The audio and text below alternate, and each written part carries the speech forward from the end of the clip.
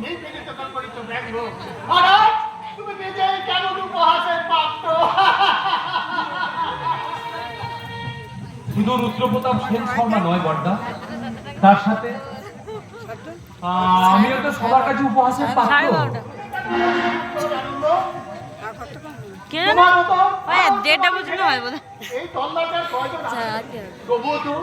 তবু তো আমি পিতৃ পরিচয় মুছে ফেলতে পারি না।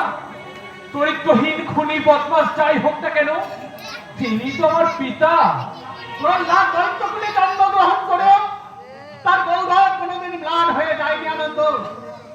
তুমি তো এ যুগে প্রহ্লাদ, তোমার কি এত সহজে ভেঙে পড়া সাজে? না বড়দা, প্রহ্লাদ আর হতে পারলাম কই? আমি তো এই যুগের লক্ষণ। তাই তো পিতৃতত্ত্ব শক্তিশীলের আঘাতে আজ আমি মৃতপ্রায়। আনন্দ, ঘরে আগুন লাগলে জল ফেলে সেই আগুন নেভানোর চেষ্টা করতে হয়।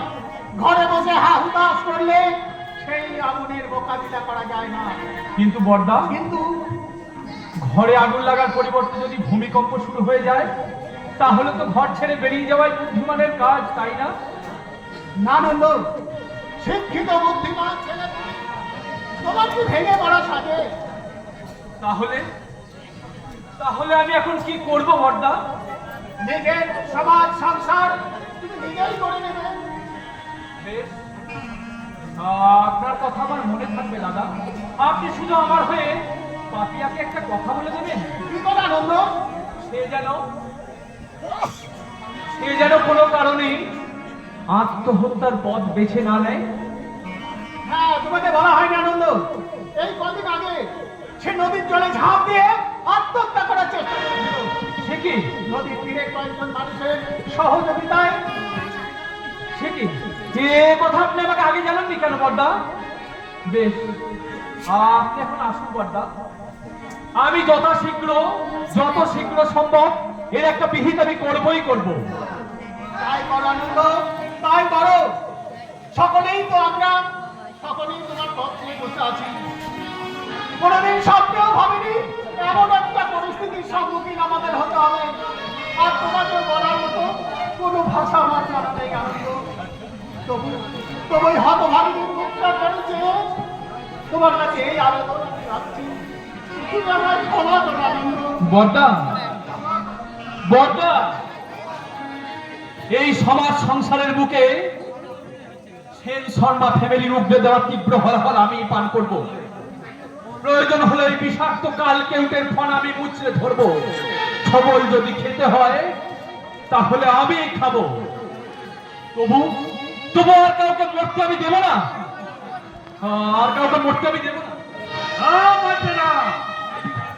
আমি দেব না। যে শয়তান একের পর এক আমার কারখানাগুলো ধ্বংস করেছে, আমার 17টা লাক্সারি বাস, 30টা লরি, বোমা চার্জ করে উড়িয়ে দিয়েছে, তার বুকটা আমি গুলি করে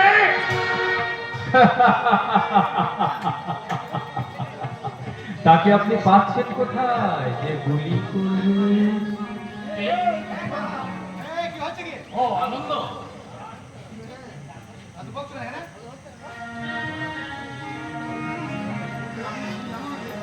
তুমি জানো না যে আমার সব কারবারগুলো ধ্বংস হয়ে গেছে। সম্পত্তি আমার আর কিচ্ছু নেই। আমি একজন ভতের ভিখারি। তাতে দুঃখ পাওয়ার কি আছে? মনে পড়ে আজ থেকে ঠিক 30 বছর আগে আপনি তো এরকমই ভিখারি ছিলেন। আনন্দ, তাছাড়া পাপের পয়সা চিরকাল কারোর কাছে থাকে না। যেমন আসে তেমনি কালের প্রকোপে চলেও যায়। পাপ? কিসের পাপ? নেভা। আমি আমার যোগ্যতার জন্য আমি জিরো থেকে আমি হিরো হয়েছি।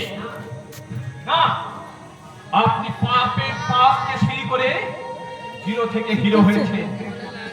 আর আজ আপনি আবার হিরো থেকে ডবল জিরো হতে চলেছেন। আপনার পাপের ভাগ্যের চাকা আর উল্টো দিকে ঘুরছে। তোমরা পায়রা রাও বাজি, কপালে আগুন দিয়ে মন পোড়াও। তোমরা পায়রা নাও বাড়ি পোড়াও, কপালে আগুন দিয়ে মুখ পোড়াও। তোমাদের কোনটা আসল কোনটা নকল, কোনটা শুধুই জবরদখল, তোমরা নিজেই জানো না। এর বাইরে জগৎ আছে তোমরা নিজেই জানো।